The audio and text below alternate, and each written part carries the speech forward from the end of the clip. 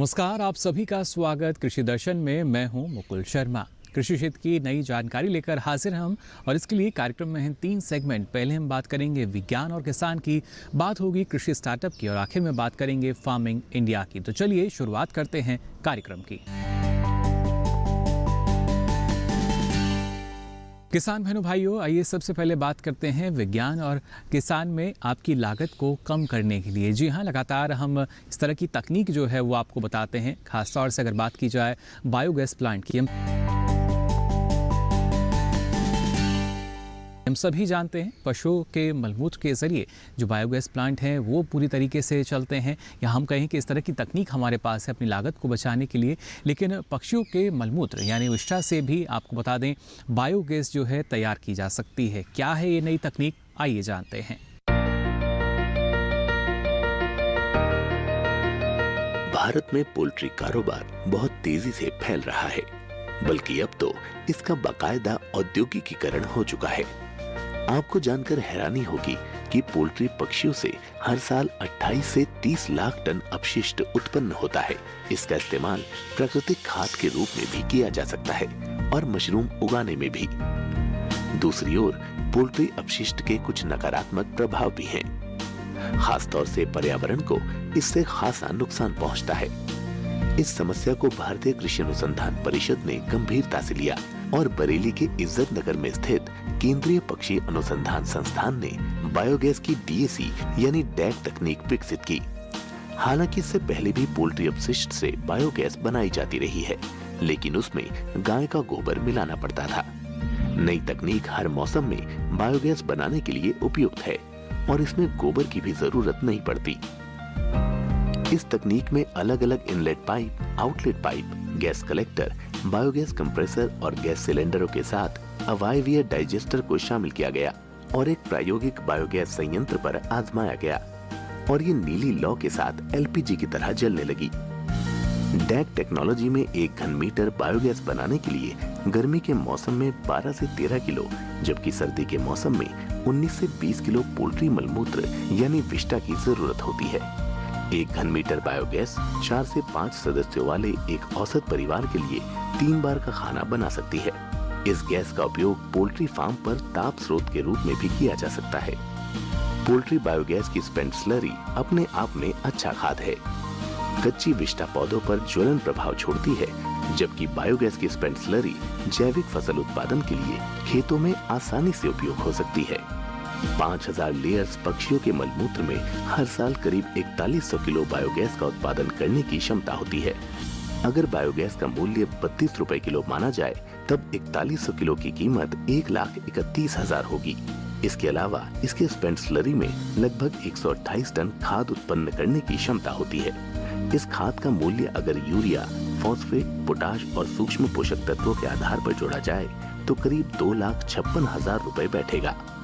Poultry पालकों के लिए वित्तीय लाभ उत्पन्न करने के अलावा इस प्रौद्योगिकी का पर्यावरण पर भी सकारात्मक असर पड़ता है।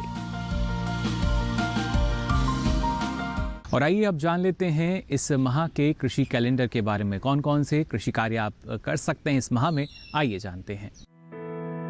नवंबर माह के अंत तक गाजर की बुआई का काम अविलंब संपन्न करें। गाजर की बुआई मेड़ों पर करना लाभकारी होता है। गाजर की बीज दर 4 किलोग्राम प्रति एकड़ है। मशीन द्वारा बुआई करने से बीज 1 किलोग्राम प्रति एकड़ की आवश्यकता होती है। इससे बीज की बचत और उत्पादन गुणवत्ता अधिक रहती है। बुआई से पहले खेत में देसी खाद, पोटाश और फास्फोरस उर्वरक अवश्य डालें। और इसी के साथ ही कृषि दर्शन में यहाँ वक्त हो चला एक छोटे से ब्रेक का। आप बने रहिए दूरदर्शन किसान पर।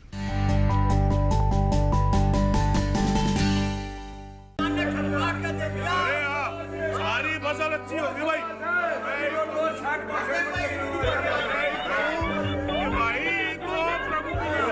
और अब एक जरूरी सूचना, देश के कुछ राज्यों में किसानों द्वारा बड़े पैमाने पर पराली जलाने से आसमान में धुंध छा गई है। लाखों लोगों को सांस लेने में तकलीफ हो रही है।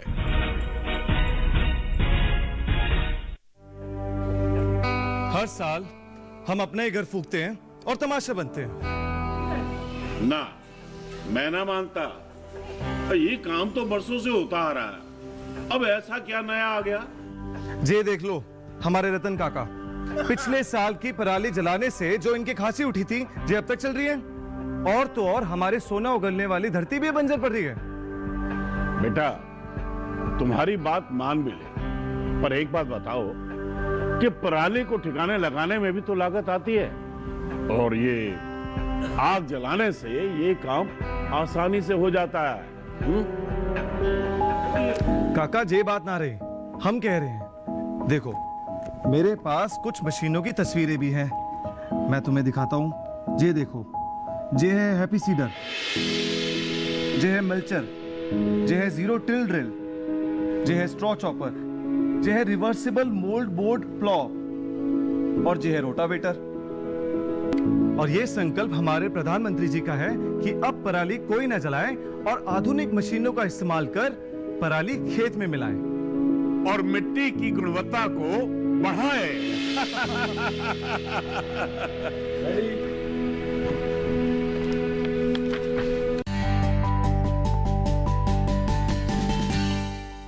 ब्रेक के बाद आप सभी का एक बार फिर स्वागत कृषि दर्शन में। अब चलिए बात करते हैं कृषि स्टार्टअप में एक सफल और कामयाब किसान की। जी हाँ, आज एक ऐसे किसान की मुलाकात आपसे हम कराने जा रहे हैं जिन्हें सम्मानित किया गया है पद्मश्री पुरस्कार से। किस तरह का योगदान रहा इनका कृषि क्षेत्र के विकास और विस्तार के लिए, आइए देखते हैं।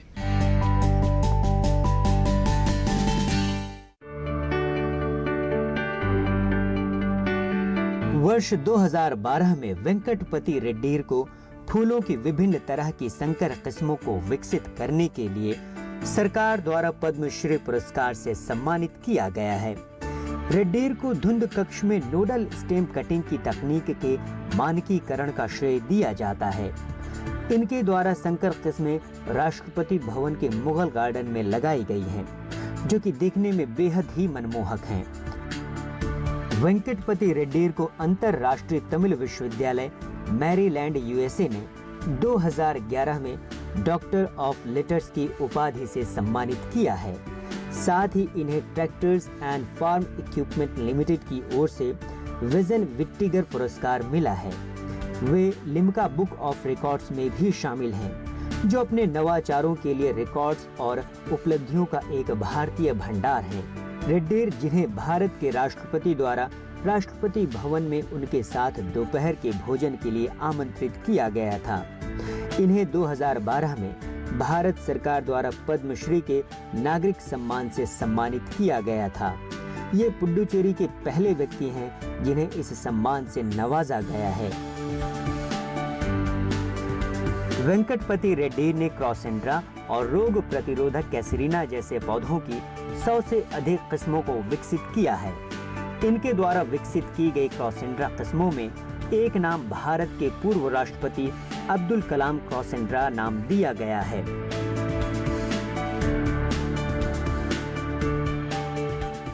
और इसी के साथ ही कृषि दर्शन में यहाँ वक्त हो चला है एक और छोटे से ब्रेक का। आप बने रहिए दूरदर्शन किसान पर।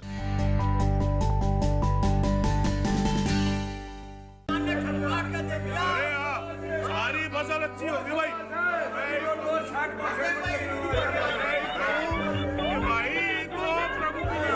और अब एक जरूरी सूचना, देश के कुछ राज्यों में किसानों द्वारा बड़े पैमाने पर पराली जलाने से आसमान में धुंध छा गई है। लाखों लोगों को सांस लेने में तकलीफ हो रही है।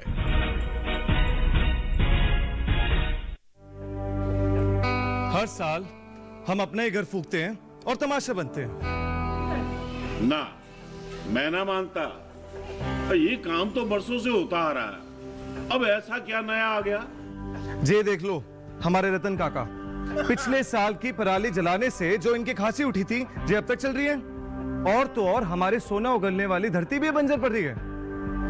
बेटा, तुम्हारी बात मान भी ले, पर एक बात बताओ कि पराली को ठिकाने लगाने में भी तो लागत आती है, और ये आग जलाने से ये काम आसानी से हो जाता है। काका जे बात ना रही, हम कह रहे हैं, देखो मेरे पास कुछ मशीनों की तस्वीरें भी हैं, मैं तुम्हें दिखाता हूं। ये देखो, ये है हैप्पी सीडर, ये है मल्चर, ये है जीरो टिल ड्रिल, ये है स्ट्रॉ चॉपर, ये है रिवर्सिबल मोल्ड बोर्ड प्लॉ, और ये है रोटावेटर।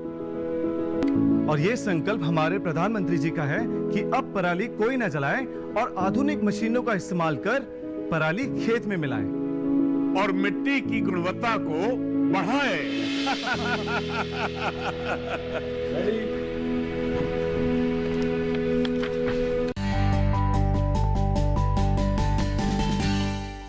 ब्रेक के बाद आप सभी का एक बार फिर स्वागत कृषि दर्शन में। अब चलिए फार्मिंग इंडिया में सबसे पहले बात करते हैं हमारे नए कृषि कानूनों के बारे में। जी हाँ, इसकी जानकारी हमारे जो किसान हैं उन तक लगातार पहुंच रही है और इसके ज़रिए किसानों को लाभ मिलना भी शुरू हो चुका है। आइए इसके बारे में और ज़्यादा जानकारी लेते हैं इस रिपोर्ट में।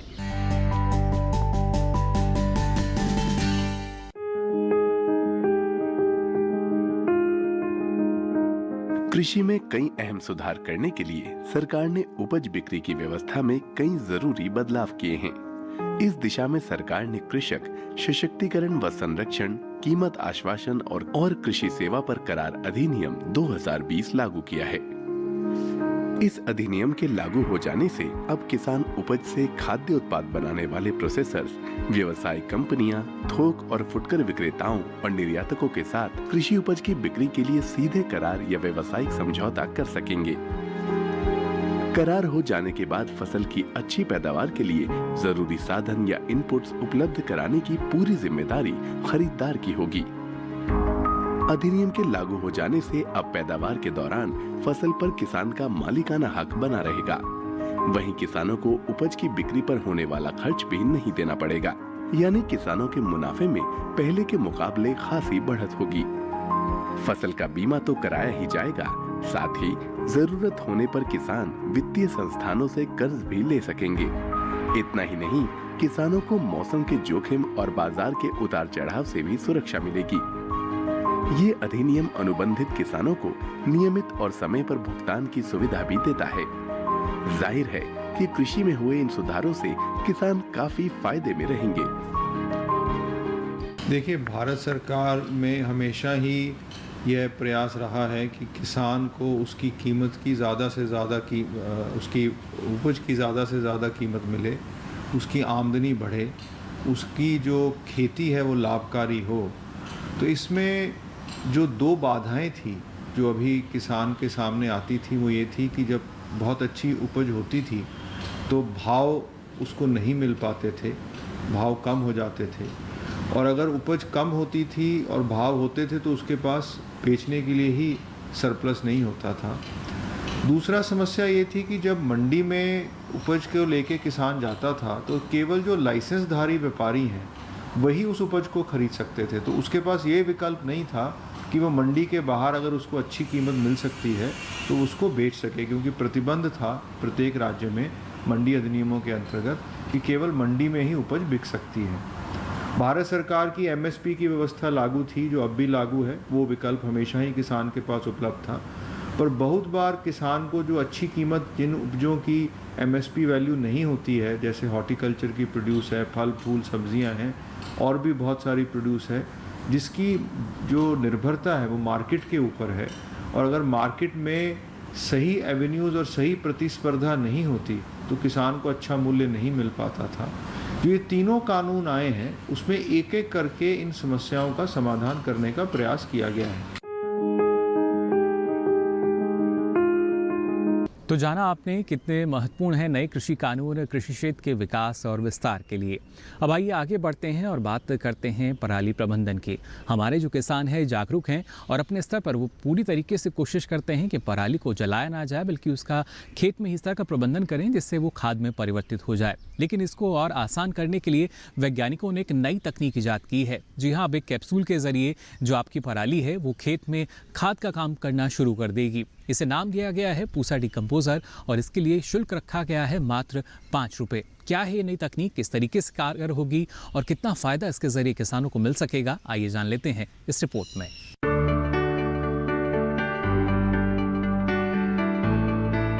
पंजाब, हरियाणा, दिल्ली और पश्चिमी उत्तर प्रदेश में पराली जलाने की घटनाएं ज्यादा होती हैं। समस्या उसी जगह पर ज्यादा है जहां कंबाइन से फसल की कटाई की जाती है। इन इलाकों में धान के तुरंत बाद गेहूं बोना होता है। किसान के पास इतना समय नहीं होता कि वो पराली गलने तक का इंतजार करे। ऐसे में वो पराली जलाने का आसान तरीका अपनाते हैं, लेकिन ये आसानी कई तरह की मुश्किलें पैदा कर देती है। बहरहाल अब हमारे पास 5 रुपए का पूसा डिकम्पोजर है, जो कुछ ही दिनों के भीतर पराली को गलाकर खाद बना देता है। उसके बाद किसान जब चाहें गेहूं या दूसरी फसल लगा सकते हैं। डिकम्पोजर कैप्सूल के रूप में भी और तरल रूप में भी है। दिल्ली और आसपास के किसान भारतीय कृषि अनुसंधान संस्थान यानी पूसा आकर खुद इसे खरीद सकते हैं या फिर डाक या कुरियर के माध्यम से घर बैठे मंगा सकते हैं। इसके इस्तेमाल का तरीका थोड़ा अलग है। इसे खेत में सीधे नहीं डालना, बल्कि पानी, गुड़ और बेसन को मिलाकर घोल तैयार करना होता है और फिर उसे पराली पर छिड़का जाता है। किसानों को यदि कैप्सूल प्राप्त हो जाता है तो उसको उनको तरल में कन्वर्ट करना पड़ता है। उसका तरीका बहुत आसान है। तरीका ये है कि पहले उनको 5 लीटर पानी में 150 ग्राम गुड़ को घोलना है। घोलने के बाद उसको पानी को ठीक तरह से अच्छी तरह से उबालना है। उबालने के समय उसमें पानी में जो गंदगी आती है तो उसको छलनी से बाहर निकाल के फेंक देना है। उसके बाद उस पानी को उबालने के बाद ठंडा करना है। ठंडा करने के बाद जब वो गुनगुना हो जाए तो उसमें 50 ग्राम बेसन मिलाना है और उसके साथ साथ 4 कैप्सूल को तोड़कर उसके अंदर डाल देना है और उसको अच्छी तरह से मिला देना है। मिलाने के बाद उस घोल को एक चौड़े मुंह वाले बर्तन में या ट्रे में उनको डालना है और डालने के बाद उसको ढककर हल्के कपड़े से ढकने के बाद घर के अंदर ऐसी जगह रख दें जहाँ थोड़ी गर्मी रहे। उसके बाद क्या होगा, उसके बाद 3-4 दिन के बाद उसमें एक अच्छी ग्रोथ आनी शुरू होगी, मलाई जैसी ग्रोथ आनी शुरू होगी और वो लगातार बढ़ती जाएगी।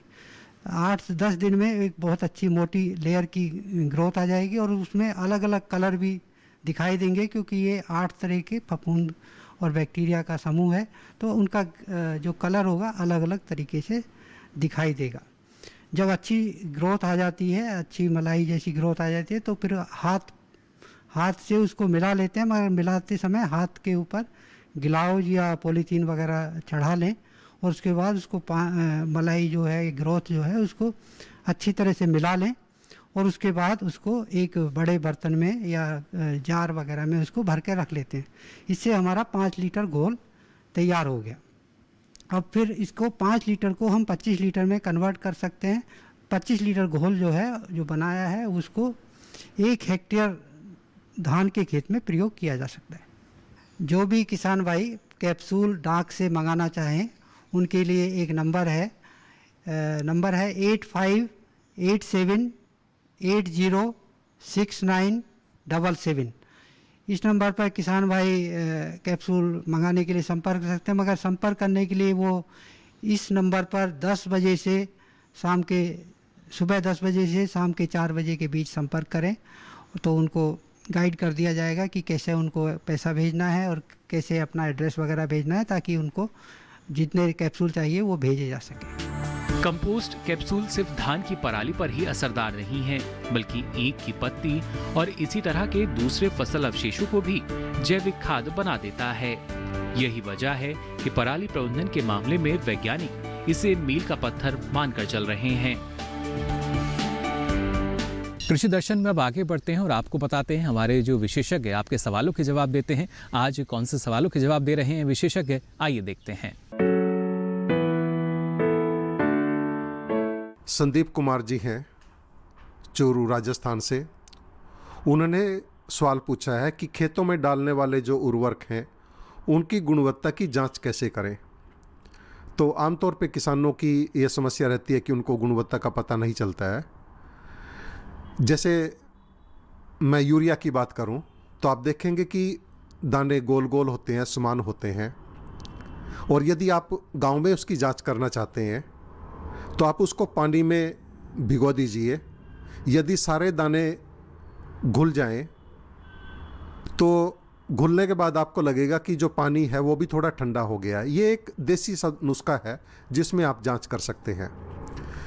दूसरा, डीएपी की अगर बात करें, उसको भी आप पानी में घोलेंगे तो काफ़ी हद तक वो घुल जाएगा। या आप ये भी कर सकते हैं कि जैसे तवे को गर्म करके उसके ऊपर DAP को रख दें और जब गर्म करेंगे तो वो मखाने की तरह फूल जाएंगे, तो समझ लीजिए कि वो शुद्ध है। म्यूरेट ऑफ पोटाश को भी यदि आप किसी बर्तन में डालें और उसको हिलाएं तो काफ़ी हद तक वो घुल जाएगा, लेकिन उसमें कुछ अवशेष भी बच जाएंगे, तो आप समझिएगा कि वो शुद्ध है। लेकिन यदि ज़्यादा उसमें अवशेष बचे तो समझिए कि उसमें अशुद्धि है। और आइए अब कृषि दर्शन में आपको जानकारी देते हैं मोबाइल ऐप के बारे में। लगातार आपको बताते हैं किस तरीके से आधुनिक तकनीक का इस्तेमाल जो है हमारे जो किसान हैं करने लगे हैं। आज कौन सी नई ऐप के बारे में आपको हम जानकारी देने जा रहे हैं, आइए देखते हैं। किसान सुविधा मोबाइल ऐप। किसान सुविधा मोबाइल ऐप कृषि एवं किसान कल्याण मंत्रालय भारत सरकार के द्वारा किसानों के लिए बनाया गया है, जिससे खेती बाड़ी, बाजार भाव, मौसम, विक्रेता, कृषि विशेषज्ञ से सलाह और पौध संरक्षण आदि से संबंधित सारी जानकारी देश के किसानों को मिल सके। किसान मोबाइल से ही उच्च तकनीक से कृषि पद्धति सीख सकें, अपने खेती से संबंधित परेशानियों के लिए सीधे कृषि विशेषज्ञों से परामर्श ले सकें।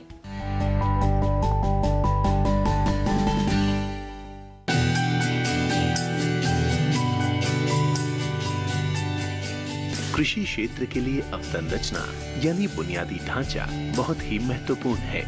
आंकड़े बताते हैं 15 से 20% उपज खरीदार तक पहुंचने से पहले ही बर्बाद हो जाती है।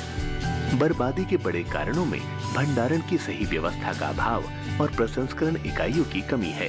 कृषि अवसंरचना जितनी मजबूत होगी, बर्बादी उतनी ही कम होगी।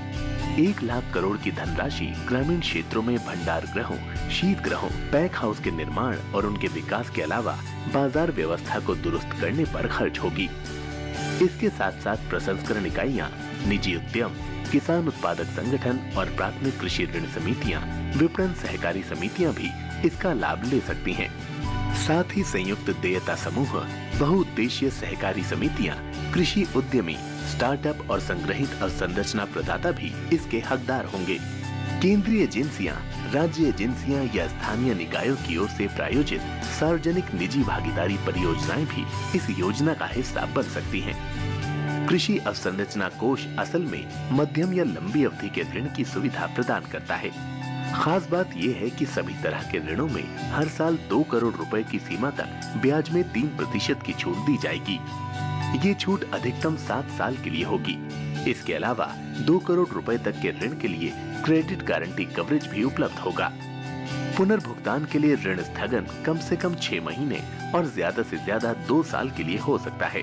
विशेषज्ञों का कहना है कि खेती और कृषि प्रसंस्करण आधारित गतिविधियों के लिए औपचारिक ऋण सुविधा ग्रामीण इलाकों में रोजगार के कई अवसर उत्पन्न करेगी।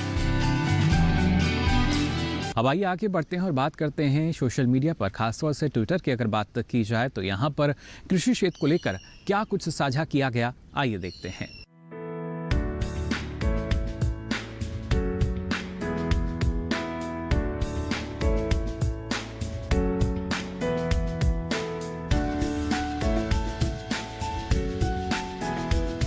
तो आज के लिए कृषि दर्शन में बस इतना ही, लेकिन आपको बता दें अगर आप अपना कोई सवाल या सुझाव या आपकी जो प्रतिक्रिया है वो आप हम तक पहुंचाना चाहते हैं तो आप इसके लिए हमें ईमेल कर सकते हैं। हमारी मेल आईडी है nationalkrishidarshan@gmail.com।